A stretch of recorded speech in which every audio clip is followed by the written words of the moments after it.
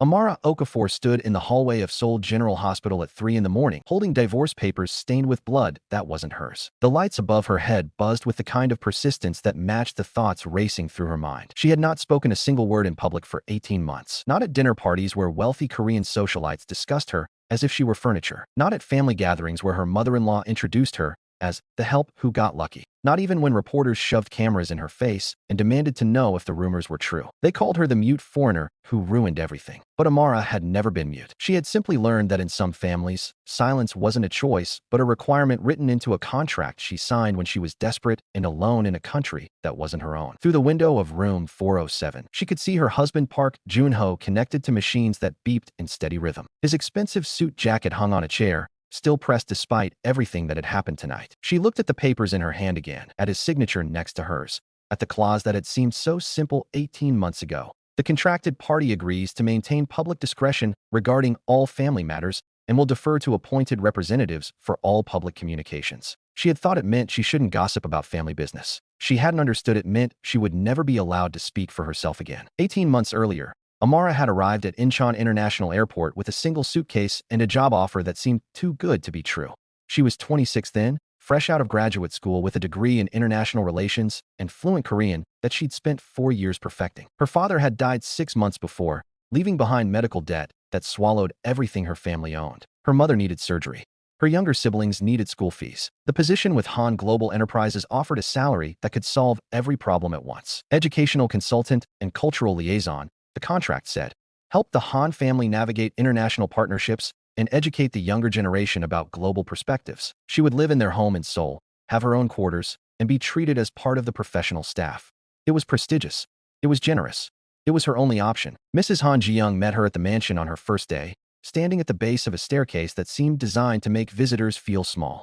She was Jun-ho's aunt, the family's primary spokesperson, and the woman who managed all household affairs with the precision of a general commanding troops. Her smile was polite but cold, like a door held open just long enough for you to walk through before it closed behind you. "We'll speak English for now," Mrs. Han said, though Amara had greeted her in perfect Korean. "Until you're comfortable." The way she said comfortable made it clear that comfort was not actually the goal. "In this house, we value discretion above all else. Observation, not questions. Do you understand?" Amara understood that she needed this job. She understood that her mother was waiting for money for surgery. She understood that pride was a luxury she couldn't afford. So she nodded and followed Mrs. Han through hallways lined with art that cost more than most people earned in a lifetime. Her quarters were clean but sparse, tucked away in a wing of the house where the help resided. That first night, Amara called her mother and lied about how wonderful everything was. She unpacked her father's photograph and placed it on the nightstand, whispering promises she hoped she could keep. The work itself wasn't difficult at first. She reviewed international contracts, helped prepare presentations for global investors, and taught conversational English to some of the younger Han family members. But there were odd moments that made her uncomfortable in ways she couldn't quite name. Meetings where she was present but not introduced. Dinners where she was seated at the table but expected to leave before dessert. Questions directed at her that Mrs. Han would answer on her behalf. "Miss Okafor is still adjusting to our customs," Mrs. Han would say smoothly whenever Amara opened her mouth to respond. "Let me clarify what she means." At first, Amara thought it was cultural sensitivity. Then she realized Mrs. Han was simply erasing her from every conversation. 3 months into her employment, everything changed. Jun-ho returned from studying abroad in London, where he'd spent 2 years getting an MBA his family purchased rather than earned. He was handsome in the way that money makes men handsome, with perfectly tailored suits and the kind of confidence that comes from never having to worry about anything. But there was something else in his eyes when he looked at Amara across the dinner table that first night. Something that might have been curiosity or might have been calculation. "You speak Korean," he said to her directly, ignoring his aunt's attempts to redirect the conversation. "Yes," Amara replied, grateful to finally be acknowledged. "Where did you study?" Before Amara could answer, Mrs. Han interjected. "She has a background in international relations. Very qualified for her position." But Jun-ho kept his eyes on Amara. "I asked her, not you." The table went silent. In the Han family, challenging Mrs. Han's authority was not done. But Jun-ho had always occupied a strange position in the hierarchy.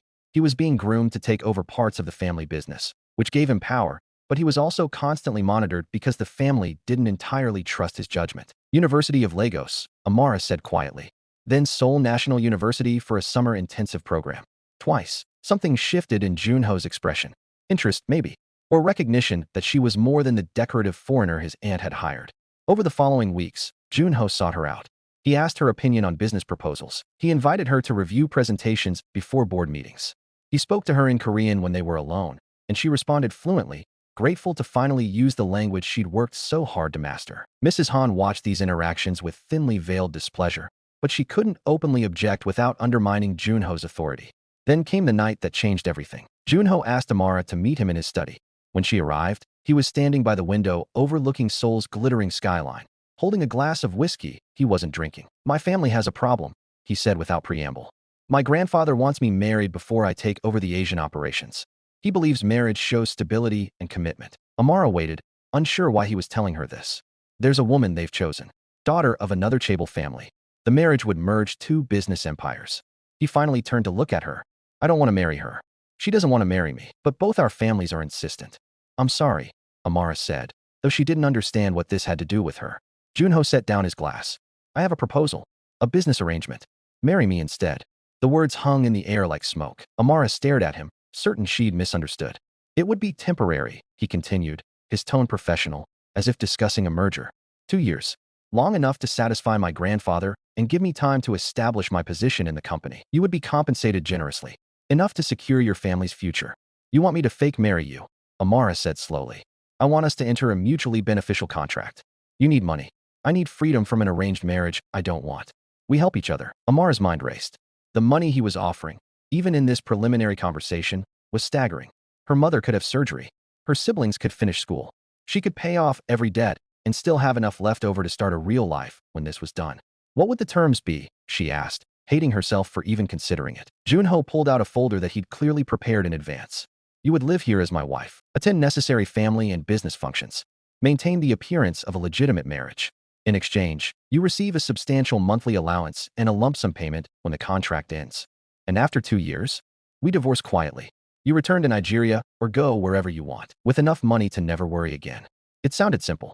Too simple. "What's the catch?" Junho hesitated for the first time. "My family can't know it's a contract marriage. They have to believe it's real. That means you'll need to follow certain protocols about how you present yourself publicly." "What kind of protocols?" "My aunt will brief you.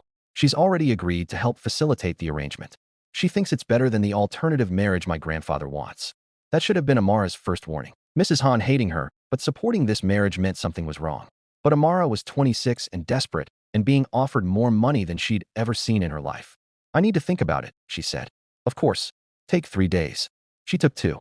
In those 48 hours, she called her mother and learned the surgery couldn't wait much longer. She reviewed her bank account and counted the zeros she didn't have. She looked at her father's photograph and wondered what he would tell her to do. On the 3rd day, she told Junho yes. The contract was 47 pages long. Most of it covered financial arrangements, property rights, and confidentiality clauses. But there was one section that Amara skimmed too quickly, exhausted from translating legal Korean and desperate to get to the signature page. The contracted party agrees to maintain public discretion regarding all family matters and will defer to appointed representatives for all public communications to ensure cultural sensitivity and family harmony. Mrs. Han explained it during their briefing. "You're not Korean. The media will ask questions. Rather than putting you in uncomfortable positions where you might say something that could be misinterpreted, we'll provide an interpreter for public events. It's for your protection." It sounded reasonable. It sounded like kindness. Amara signed. The wedding happened 3 weeks later. It was small by chaebol standards, only 200 guests, held at a luxury hotel with flowers that cost more than most people's cars. Amara wore a hanbok for the traditional ceremony and a white western dress for the reception. She was given a script of things to say, but when the moment came to speak her vows, Mrs. Han stepped forward. "The bride is overcome with emotion," she told the guests with a practiced smile. Let me translate her words. Amara hadn't been overcome with anything except confusion, but Mrs. Han spoke on her behalf, lovely sentiments about honor and family that Amara had never said. When reporters approached after the ceremony, Mrs. Han was there again. "Mrs. Park is still learning our customs," she said smoothly. "Out of respect for her adjustment period, I'll be speaking on her behalf for the time being." The time being stretched from days into weeks. Every public appearance, every family dinner, every business function, Mrs. Han was there, intercepting questions directed at Amara and providing answers that were technically correct but completely removed from Amara's actual thoughts. At first, Junho seemed uncomfortable with the arrangement. "You can speak for yourself," he told Amara privately after one particularly awkward dinner where she'd sat in silence, while Mrs. Han described her opinions about Korean cuisine. But when Amara tried to speak at the next event, Mrs. Han's hand closed around her wrist under the table. Hard enough to hurt. Hard enough to leave a mark. We discussed this, Mrs. Han whispered. You signed the contract. After that, Amara understood. The contract hadn't been about protecting her from uncomfortable questions. It had been about ensuring she never had the chance to speak at all. In private, she was still herself. She spoke Korean and English fluently with the household staff. She had conversations with Junho about business and books and everything else. But the moment anyone outside the immediate household was present, she was expected to become invisible. A beautiful, exotic accessory who smiled and nodded and never contradicted the narrative Mrs. Han constructed about her. The narrative was simple. Amara was a sweet, simple girl from Africa who'd been fortunate enough to marry into the Han family. She was grateful. She was learning. She knew her place. None of it was true, but truth didn't matter. What mattered was the image the family wanted to project. 6 months into the marriage, Amara met Yara Thompson at a charity gala. Yara was a Ghanaian Korean nurse who worked at Seoul National University Hospital and had somehow infiltrated the same upper-class circles despite not being married to money. She was everything Amara had been before the wedding. Confident, outspoken, unapologetically herself. You're the famous Amara Park, Yara said when they were introduced. I've been dying to meet you. Amara smiled politely, waiting for Mrs. Han to materialize and take over the conversation. But Yara leaned in close and whispered in Igbo. You don't have to pretend with me, sister. I know what they're doing to you. Something cracked inside Amara's chest. She hadn't heard her language in 6 months. Hadn't had a real conversation with someone who understood what it meant to be African in a country that saw you as perpetually foreign. They exchanged numbers, started meeting for coffee when Mrs. Han wasn't monitoring Amara's schedule. Yara became the only person who knew that Amara could speak, could think, could feel everything she wasn't allowed to express.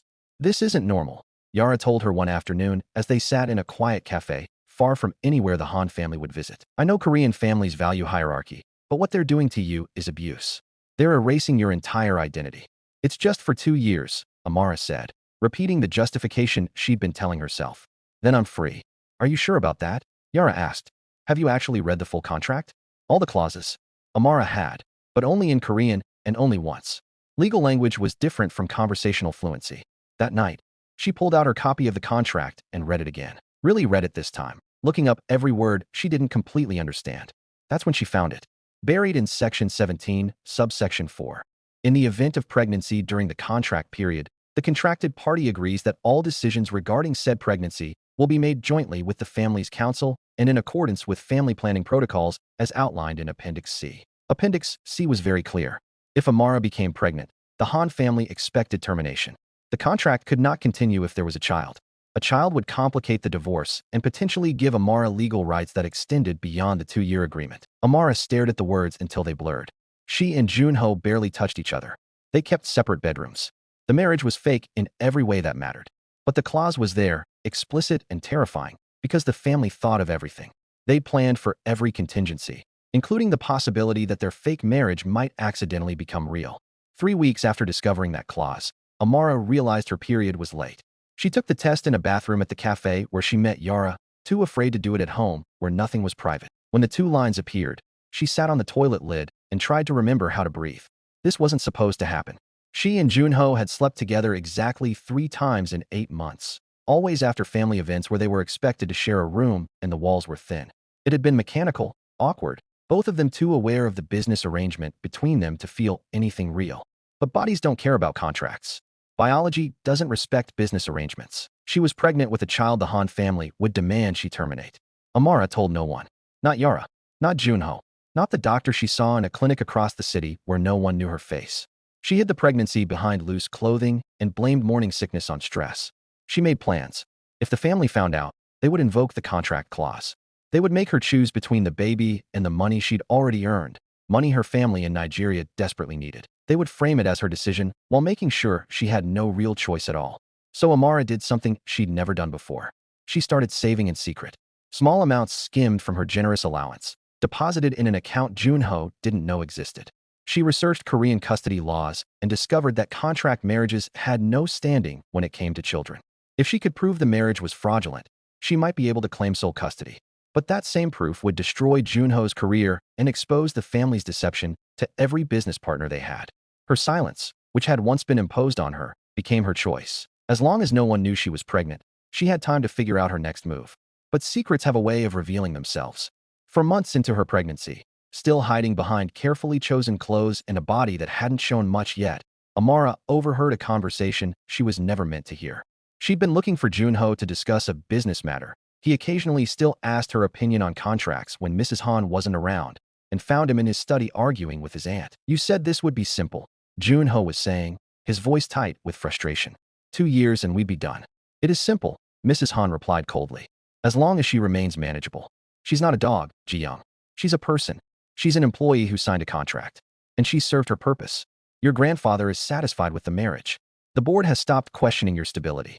We can begin preparing for the divorce." Amara's hand froze on the door handle. "The contract says 2 years, Junho said. "The contract says 2 years unless circumstances require an earlier termination. And circumstances have changed." "What circumstances?" Mrs. Han's voice dropped, but Amara could still hear her through the crack in the door. "There's a potential merger with the Choi family. They have a daughter. Your grandfather prefers you marry someone Korean. Someone who can actually strengthen family ties rather than just provide temporary cover. So you want to throw Amara out early. I want to execute the terms of our agreement in a way that benefits everyone. She'll still receive her contracted payment. She should be grateful. What about what she wants? What she wants is irrelevant. She signed away her agency when she signed that contract." Amara backed away from the door slowly, carefully, making no sound. Her hand instinctively moved to her stomach, still flat enough that no one had noticed. They were going to end the marriage early, which meant they were going to discover she was pregnant before she had enough money saved to disappear. Which meant they would invoke the termination clause, and she would lose everything. The baby, the money, the entire reason she'd endured 18 months of silence and erasure. That night, Amara finally told Yara everything. The pregnancy, the clause, the overheard conversation. Yara listened with growing horror. "You have to leave," Yara said immediately. "Tonight. Right now. I'll help you." "I can't. The contract has penalties for early termination without cause. They'll sue my family for breach. My mother will lose everything. They're going to force you to terminate the pregnancy, Amara. You understand that, right? This isn't theoretical anymore." "I know. So what are you going to do?" Amara didn't answer because she didn't have an answer. Every option led to loss. Stay silent and lose her child. Speak up and lose her family's financial security. Run and become a fugitive in a country where her visa was tied to her marriage. The decision was made for her 3 days later. Mrs. Han requested Amara's presence in the formal sitting room, the one reserved for serious family business. When Amara entered, she found not just Mrs. Han, but also the family lawyer, a severe woman in her 50s who'd witnessed the contract signing. "Please sit," Mrs. Han said, her tone making it clear it wasn't a request. Amara sat. "We've been reviewing the marriage contract," the lawyer began, opening a folder identical to the one Amara had signed. "Given recent developments in family circumstances, we're prepared to offer you an early termination with full compensation." "What developments?" Amara asked, her voice steady despite the panic rising in her chest. Mrs. Han answered, "The family has decided to pursue a different strategic direction. Your service has been appreciated, but it's time to conclude our arrangement. The contract specifies 2 years. The contract also specifies that either party can request early termination under certain circumstances. This qualifies. And if I don't agree?" The lawyer's smile was professional and utterly cold. "Then we need to conduct a full review of your compliance with all contract terms, including the medical disclosure requirements." Amara's blood went cold. Medical disclosure requirements. All significant health changes must be reported to the family within 30 days. It's in Section 12. The lawyer flipped pages, finding the clause. "Failure to disclose constitutes breach of contract and results in forfeiture of all compensation, past and future." They knew. Somehow, they knew about the pregnancy. Mrs. Han leaned forward. "We're giving you a choice, Amara. Sign the early termination agreement today, with full compensation and positive references. Or refuse, and we'll invoke the breach clause. You'll leave with nothing, and your family in Nigeria will be liable for the signing bonus you already spent." "How did you find out?" Amara whispered. "That's irrelevant. What matters is what you do next." Amara's mind raced through possibilities. They wanted her to sign away the pregnancy without explicitly saying so. The early termination agreement would include standard clauses about no future claims against the family. She'd take the money and disappear, and they'd never have to acknowledge that Junho had fathered a child with the help. "I need to think about it," Amara said. "You have 24 hours, the lawyer replied. "After that, we file for breach." Amara stood on shaking legs and walked out of the room with as much dignity as she could manage. She made it to her quarters before the panic attack hit.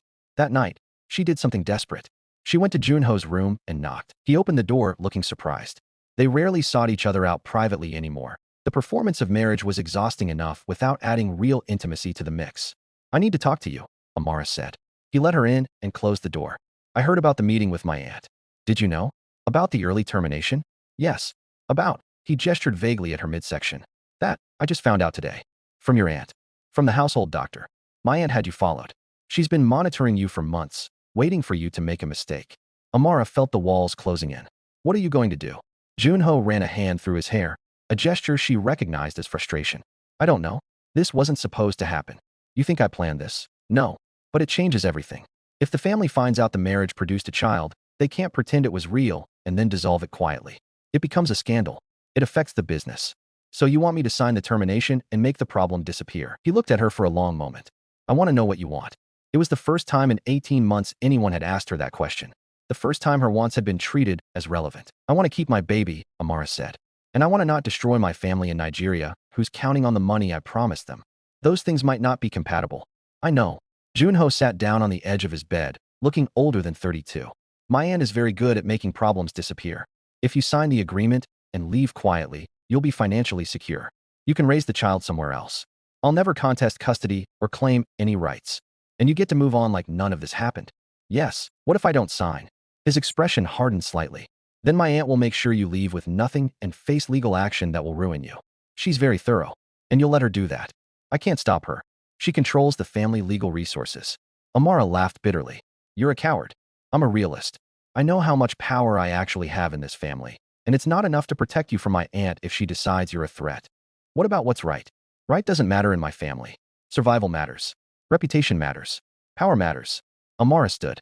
I'll give you my answer tomorrow. But she already knew what she was going to do. She was going to make a choice that would haunt her, but keep her child safe. She was going to sign the agreement and disappear. Because sometimes survival meant accepting loss. Sometimes protecting what mattered meant sacrificing everything else. The next morning, Amara signed the early termination agreement. She accepted the money transfer, packed her single suitcase, and prepared to leave the mansion that had been her prison for 18 months. Junho was waiting by the car that would take her to the airport. If you ever need anything, he started. I won't, Amara interrupted. This is over. You got what you wanted. I never wanted this. But you allowed it. Which is the same thing. She got in the car without looking back. She flew to Lagos that night, returned to her mother's tiny apartment, and tried to figure out how to rebuild a life from pieces that no longer fit together. But the story didn't end there. 2 years passed. Amara had her son in a hospital in Lagos, surrounded by her mother and siblings and friends who'd never left her. She named him Adeyemi, after her father. She started a consulting business helping African professionals navigate work opportunities in Asia. She built a life. She never told anyone about Seoul, about the contract or the silence or the family that had tried to erase her. She let people assume she was a single mother by choice, which was close enough to true. Then Yara called. You need to see this, Yara said without preamble. See what? The news in Korea. About your husband. Amara pulled up Korean news sites on her laptop. The headlines were everywhere. Han Global Air involved in business fraud scandal. Park Junho accused of contract violations. She read the details. Someone had leaked information about fake business partnerships and fraudulent contracts. The investigation was expanding to include personal matters. Reporters were digging into Junho's marriage and subsequent divorce. They're coming for you, Yara said. Reporters found out about the contract marriage. They want your side of the story. I signed an NDA. I can't talk to anyone. The NDA is void if the contract itself was illegal. And forcing someone into silence might qualify.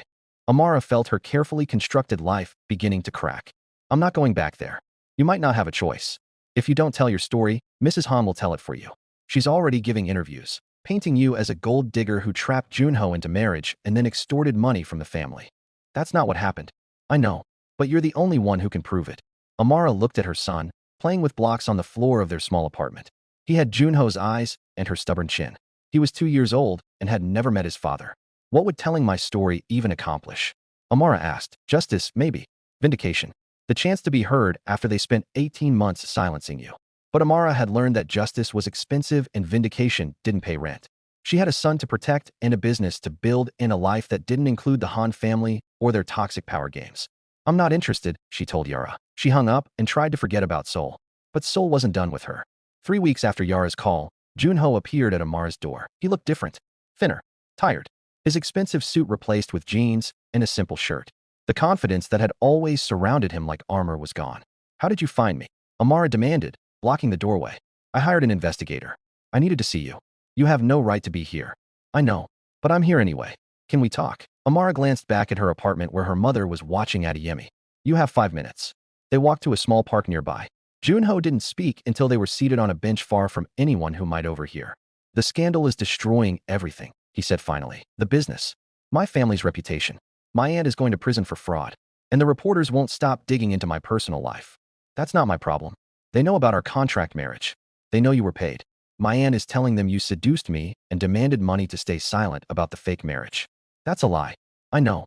But it's the story that's spreading. And it's destroying you too. Your consulting business is losing clients because they think you're a con artist. Amara's stomach dropped. She'd noticed some contracts falling through recently, but had attributed it to normal business fluctuations. You came here to warn me that your aunt is ruining my reputation? I came here to ask for your help. Absolutely not. If you go public with the truth about the contract, about what my aunt did to you, it would expose her completely. It would save my family's business and clear both our names. Amara stared at him in disbelief. You want me to help you after everything your family did to me? I want us to help each other. You need your reputation back. I need the truth told. The truth includes a lot of things you probably don't want public, like the termination clause, like the fact that they forced me out when I got pregnant. Junho went very still. Pregnant? You didn't know your aunt told me she knew? I knew about the pregnancy. I didn't know she forced you out because of it. She told me you signed the early termination voluntarily. Nothing I did in that house was voluntary. Your aunt made sure of that. Where is the baby? His voice was barely a whisper. Amara stood. Your 5 minutes are up. Amara, please. Where's my child? You signed away any rights to know that when you let me leave. You chose your family's reputation over anything else. You don't get to pretend you care now just because it's convenient. She walked away. He didn't follow. But that night, lying in bed while Adeyemi slept in his crib nearby, Amara couldn't stop thinking about what Junho had said. Her consulting business was dying because of lies Mrs. Han was spreading. Her reputation was being destroyed by the same woman who'd spent 18 months silencing her. Maybe it was time to stop being silent. The next morning, Amara called Yara. I want to talk to a lawyer. Someone who specializes in international contract law and has experience taking on powerful families. You're sure? No. But I'm doing it anyway.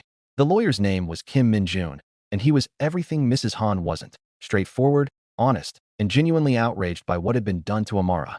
This contract is unconscionable, he said after reviewing every page. The disclosure requirements, the termination clause, the restrictions on your speech, all of it violates basic labor and human rights laws. The fact that they tried to enforce it makes them vulnerable to significant legal action. Can we win? We can definitely hurt them. Whether we win depends on how much you're willing to expose and how much they're willing to settle to make this go away. I'm not interested in a settlement that includes another NDA. Min-jun smiled. Good. Neither am I. They filed a lawsuit 3 weeks later. Breach of contract, forced labor conditions, fraud, emotional distress. The filing was public record, which meant reporters immediately descended on the story. This time, Amara was ready. She gave her first interview to an international news outlet that agreed to her terms. No editing her words, full context provided, and explicit questions about the contract she was never allowed to speak about before. The interview was conducted in English and Korean. Amara spoke clearly, calmly, explaining everything. The contract, the silence, the termination clause, the pregnancy, the forced exit. She showed documents. She provided evidence. She let the world see what the Han family had done to a young African woman who trusted them. Why are you speaking out now? The interviewer asked. Because silence was never my choice, Amara replied.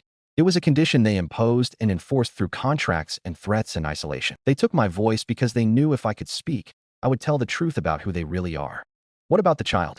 The son you mentioned? Amara had debated this moment for weeks. Showing Adeyemi's face would expose him to media scrutiny he didn't ask for. But hiding him would allow the Han family to continue claiming she'd lied about the pregnancy. My son is healthy and loved, she said. He knows nothing about the people who tried to erase him before he was born. And that's how it will stay until he's old enough to decide for himself if he wants any connection to that family. The interview went viral. International media picked up the story. Human rights organizations issued statements supporting Amara. Business partners started severing ties with Han Global Enterprises. Mrs. Han issued a response through her lawyer, claiming every accusation was false. But then the household staff started talking. The driver who'd picked Amara up from the airport and witnessed her speaking fluent Korean that first day. The cook who'd heard Mrs. Han instruct everyone to ignore Amara's attempts to communicate. The secretary who'd been ordered to intercept Amara's written notes and destroy them before they reached Junho. Each testimony built a case that was impossible to dismiss. The Korean public was divided. Some defended the Han family, arguing that foreigners who married into chaebol families should expect certain restrictions. Others were horrified by the level of control Mrs. Han had exercised, but the international response was uniformly condemning. Global business partners demanded answers. Investment firms pulled funding. The scandal became about more than one family's treatment of one woman. It became about power and abuse and the ways that money tried to silence truth. If you're still watching, your engagement means everything. A simple like helps more people find this story and understand why speaking up matters even when the cost is high. Junho requested a private meeting. Amara's lawyer advised against it, but she agreed on the condition that it was recorded and that Min Jun was present. They met in a conference room at Min Jun's office. Junho looked like he hadn't slept in weeks. "I didn't know," he said immediately. "I didn't know my aunt was destroying your notes. I didn't know she was telling the staff to ignore you. I thought you were choosing silence. You watched me sit through dinners where your aunt spoke for me," Amara replied. "You heard her intercept every question directed at me. You knew I spoke Korean fluently, but you never once questioned why I stopped speaking it in public. I convinced myself you were uncomfortable, that you needed time to adjust. You convinced yourself of a lie because it was easier than confronting your aunt." Junho nodded slowly. "You're right. I was a coward. I am a coward. But I want to make this right." "You can't make this right. You can only tell the truth and accept the consequences. I'll testify. In your lawsuit, I'll tell them everything about the contract, about my aunt's control, about the pregnancy clause. All of it." Min Jun leaned forward. "You understand that testimony will destroy what's left of your family's business? The business is already destroyed. My aunt destroyed it with her obsession with control and reputation. I'm just finally admitting what she did." Amara studied his face, looking for manipulation or strategy. But all she saw was exhaustion and something that might have been genuine regret. "Why now?" she asked. "Why are you willing to tell the truth now when you weren't before?" "Because I met him." The room went silent. "You met who?" Amara asked, though she already knew. "Your son. Our son. I hired the investigator to find you, but he found more than your address. He found photos, social media posts from your friends. I saw pictures of a little boy who has my eyes and your smile, and I realized what I'd thrown away because I was too afraid to stand up to my aunt. You have no rights to him. I know, and I'm not asking for any. But I can't lie anymore. Not about what happened to you. Not about the child the family tried to erase. He deserves better than to grow up with parents who couldn't find the courage to tell the truth." Amara felt tears burning behind her eyes, but refused to let them fall. "If you testify, you'll lose everything. I already lost everything that mattered. Now I'm just accepting the consequences." The trial lasted 3 months. It was covered by every major news outlet in Korea and many international publications. The courtroom was packed every day with reporters, activists, and people who'd been following the story since Amara's first interview. Mrs. Han's lawyers argued that the contract was a standard employment agreement with cultural accommodation clauses. They claimed Amara had been paid generously for minimal work and was now fabricating abuse claims for additional money. But the evidence was overwhelming. The original contract with its termination clause, testimony from household staff, medical records showing Amara's pregnancy and the timing of her departure, financial records proving the family had monitored her bank accounts, and most damaging, Junho's testimony. He sat in the witness box and systematically destroyed his family's defense. He confirmed the contract marriage was fake. He acknowledged the termination clause regarding pregnancy. He admitted watching his aunt control Amara's communications and doing nothing to stop it. "Did you love your wife?" the prosecutor asked. Junho was quiet for a long moment. "I didn't think I was allowed to. The marriage was supposed to be business. But yes, I came to care for her. And I destroyed any chance of that meaning something by being too weak to protect her from my family." The defense tried to paint him as a bitter ex-husband lying for revenge. But his testimony was too detailed, too self-incriminating to be dismissed as spite. When it was Amara's turn to testify, she spoke for 4 hours. She walked the jury through every moment of silence, every intercepted communication, every time she'd been erased from her own life. She spoke in both English and Korean, demonstrating the fluency she'd been forbidden to use. "Why didn't you leave sooner?" the defense attorney asked during cross-examination. "Because I signed a contract that threatened my family with financial ruin if I breached its terms. Because I was in a foreign country with no support system beyond the people employed by the family controlling me. Because I was afraid. And because I thought if I just endured for 2 years, I could save my family from poverty and build a better life. But you got pregnant, which violated the contract terms. Didn't you consider termination as the contract specified?" The courtroom erupted in angry murmurs. The judge called for order. Amara looked directly at the defense attorney. "The contract specified termination if I became pregnant. It didn't ask my opinion. It didn't consider my rights as a human being. It treated my body as property that the family could dictate terms to.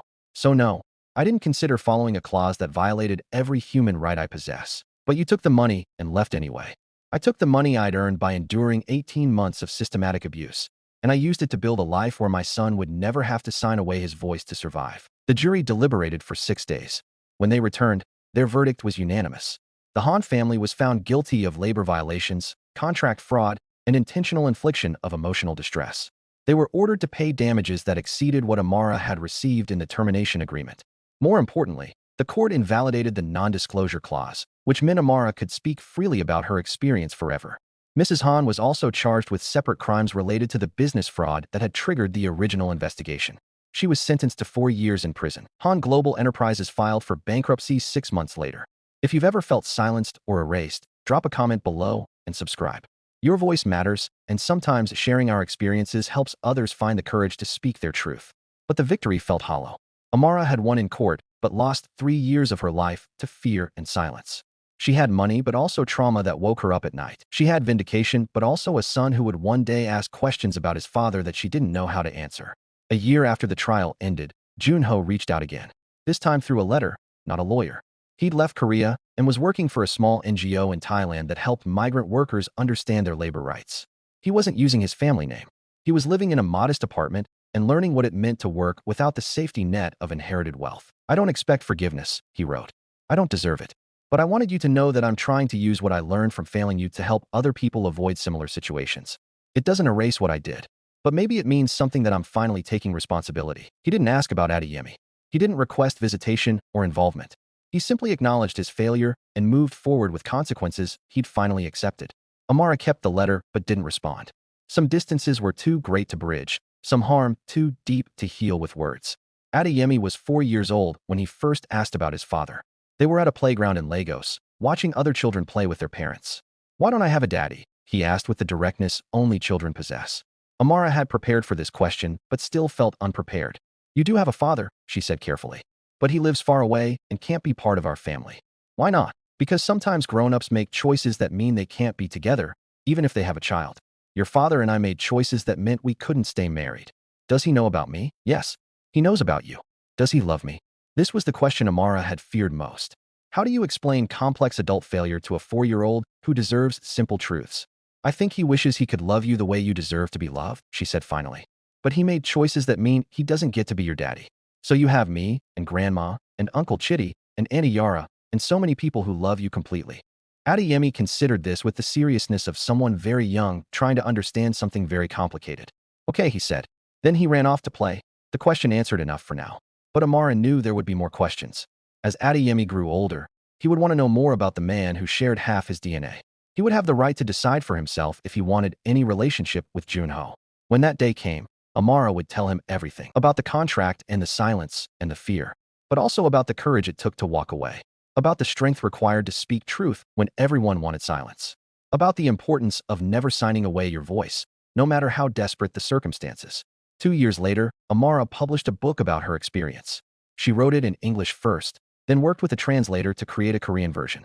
The title was simple: The Contract Wife Who Was Never Meant to Speak. The book became an international sensation. It sparked conversations about labor rights, contract marriages, the treatment of foreign workers in wealthy Asian families, and the ways that systems of power try to silence vulnerable people. Universities used it in courses on human rights and international law. Support groups for domestic workers passed copies around and found validation in Amara's story.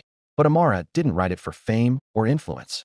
She wrote it because staying silent had nearly destroyed her, and she wanted every person reading to understand that their voice mattered. That silence imposed by others was not the same as peace. That survival sometimes meant speaking even when the cost was high.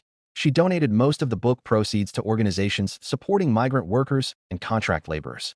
She used her platform to advocate for stronger protections and clearer legal standards around employment contracts that restricted personal freedom.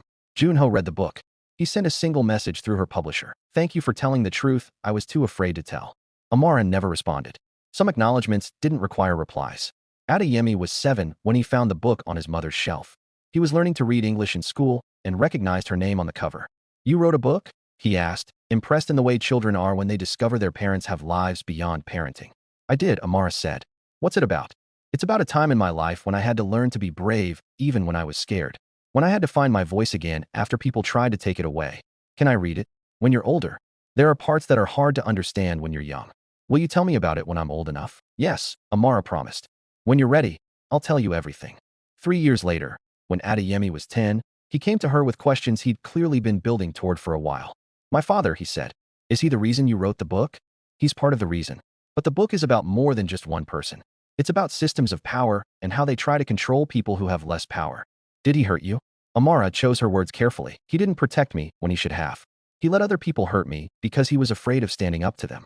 That's a different kind of harm, but it's still harm. Do you hate him? No. I'm angry about what happened. I'm sad about what was lost. But hate takes too much energy, and I'd rather use that energy building a good life for us. Does he want to know me? This was the question Amara had been waiting for. I think he does. But he understands that he doesn't have the right to be part of your life unless you want him to be. The choice is yours, and you don't have to make it until you're ready. Adeyemi processed this information with the thoughtfulness he'd inherited from both parents. I'm not ready yet. Okay, tell me when you are, if you ever are, and we'll figure it out together. Mom. Yes. I'm glad you found your voice again. Amara pulled her son into a hug, blinking back tears. Me too, baby. Me too. If you've made it this far in the story, thank you for listening. Sometimes the most important thing we can do is bear witness to each other's experiences and understand that speaking up is never as simple as just opening your mouth. It requires courage, support, and the belief that your truth deserves to be heard. Amara's consulting business grew into a full advocacy organization. She hired other women who'd experienced similar situations, women who'd been silenced by contracts or culture or circumstance. Together, they created resources for people navigating foreign employment opportunities, red flags to watch for, contract clauses that should never be signed. She became a voice for the voiceless, which was ironic given how much time she'd spent unable to speak for herself. But maybe that's what qualified her for the work. She understood intimately what it felt like to have words trapped inside you, to watch other people narrate your life while you stood silent and screaming internally. Yara remained her closest friend. They met for coffee every week when Yara was visiting family in Lagos, and they video called regularly when Yara was in Seoul. Their friendship had been forged in the fire of Amara's worst moments, and it had emerged stronger than either of them expected. Do you ever regret it? Yara asked one afternoon as they watched Adeyemi play football with other kids in the park. Speaking out, I mean. Fighting back. Amara considered the question. I regret that it was necessary. I regret that the world is built in a way that requires people to fight just to be treated with basic dignity. But do I regret speaking? No. Silence was killing me slowly. Speaking saved my life, even if it was painful. What would you tell someone in a similar situation?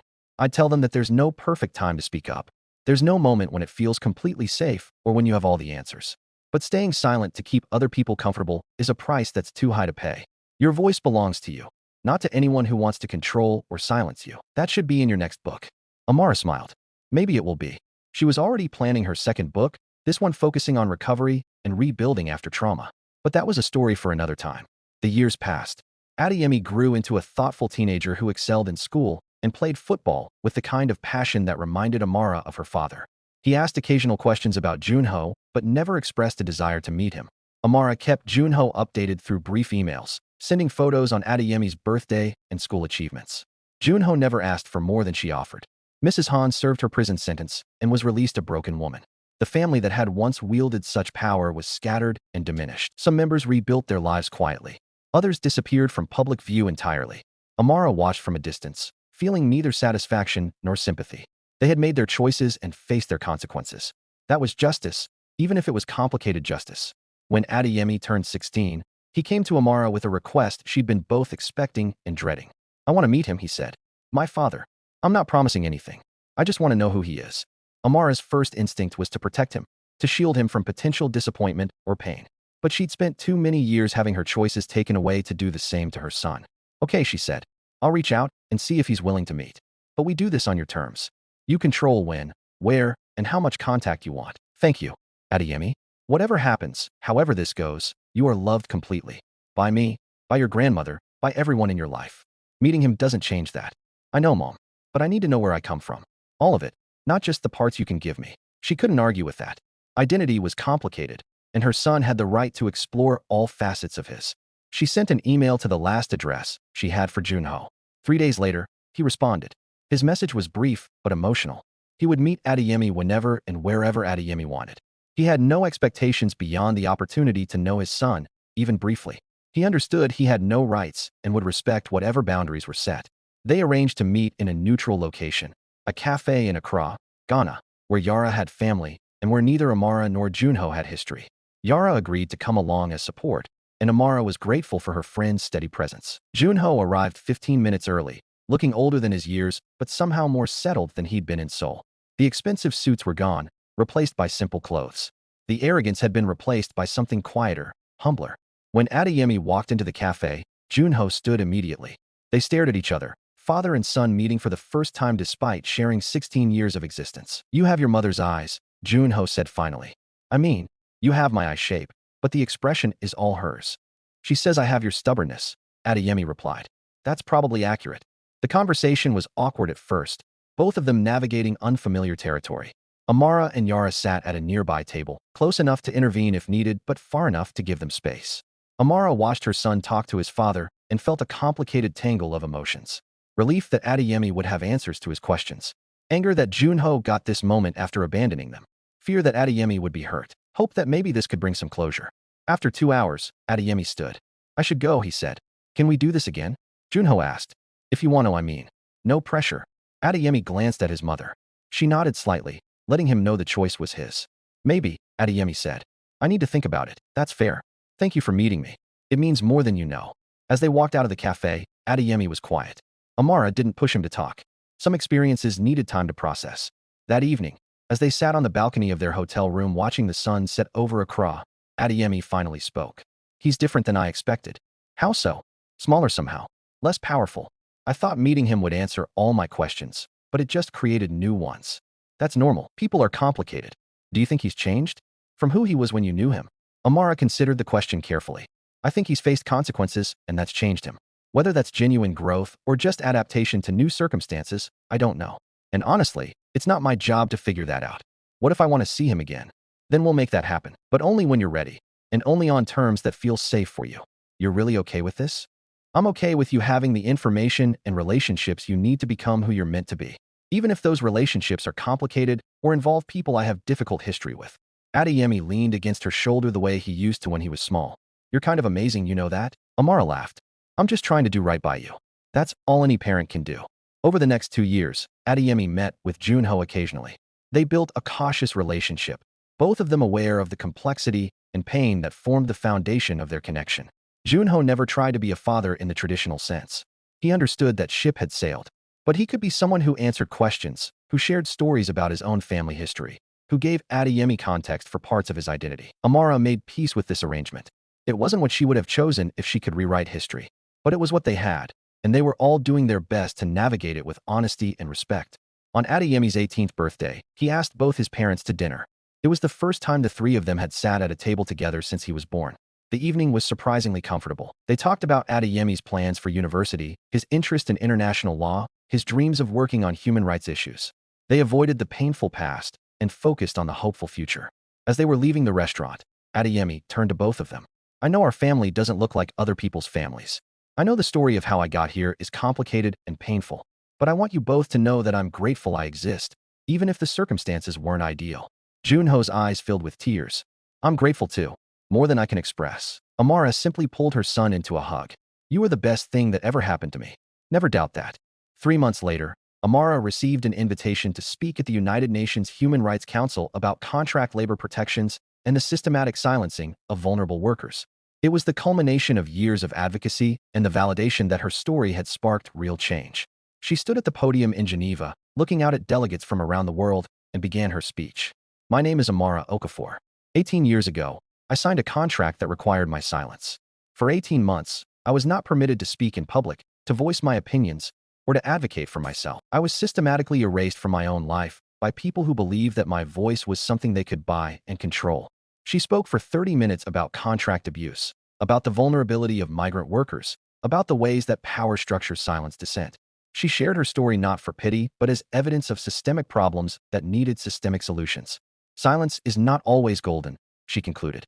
"Sometimes silence is oppression wearing a mask of propriety. Sometimes silence is fear masquerading as consent. Sometimes silence is survival in situations where speaking would mean losing everything.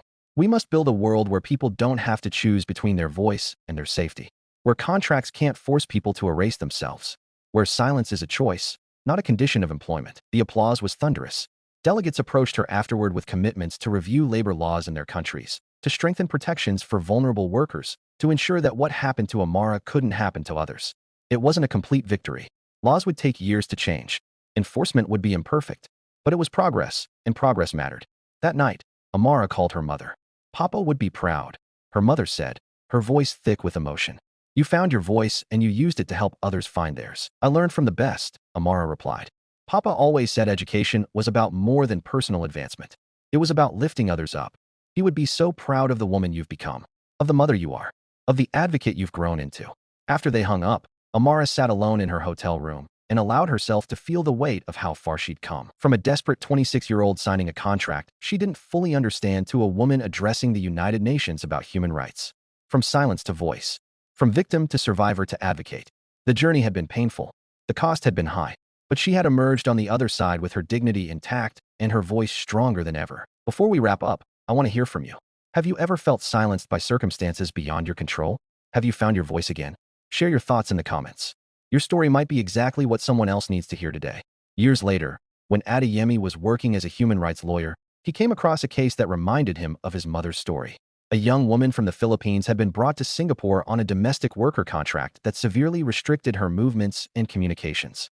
She'd been working without pay for 3 years, too afraid to speak up because her employer had her passport and threatened deportation. Adeyemi took the case pro bono. He fought for her with the same fierce determination his mother had fought for herself. When he won, securing not only her freedom but also back pay and legal protections for other workers in similar situations, he called Amara. I get it now, he said. Why you wrote the book. Why you speak out even when it's uncomfortable.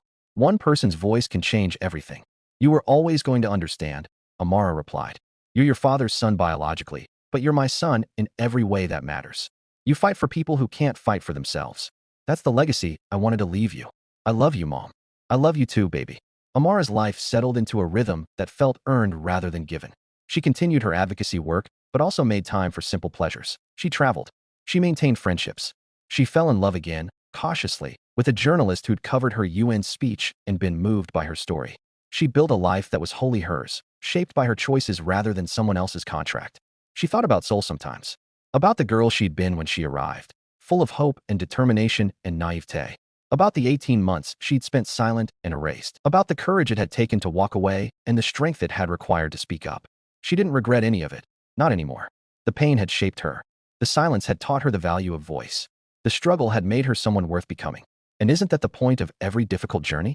Not to emerge unchanged, but to be transformed by the challenges we face and the choices we make in response to them. Amara Okafor had been the contract wife who was never meant to speak. But she had spoken anyway, and her voice had echoed far beyond the halls of that Seoul mansion. It had reached people in every corner of the world who needed to hear that silence was not their only option, that survival was possible, that speaking up was worth it, even when the cost was steep. She had reclaimed her narrative from people who tried to erase it. And in doing so, she had helped countless others reclaim theirs. That was her legacy, not the money from the settlement or the fame from the book or the accolades from international organizations. Her legacy was the voices she'd helped unlock by being brave enough to use her own. And in the end, that was everything. If this story moved you, if it made you think differently about voice and power and the courage it takes to speak truth, please take a moment to like this video. Your engagement helps the algorithm show this story to others who might need to hear it. And subscribe if you want to hear more stories about people who found the strength to reclaim their narratives against impossible odds. Thank you for watching, for listening, and for bearing witness to Amara's story. Remember, your voice is yours, and no contract, no person, no circumstance has the right to take it from you.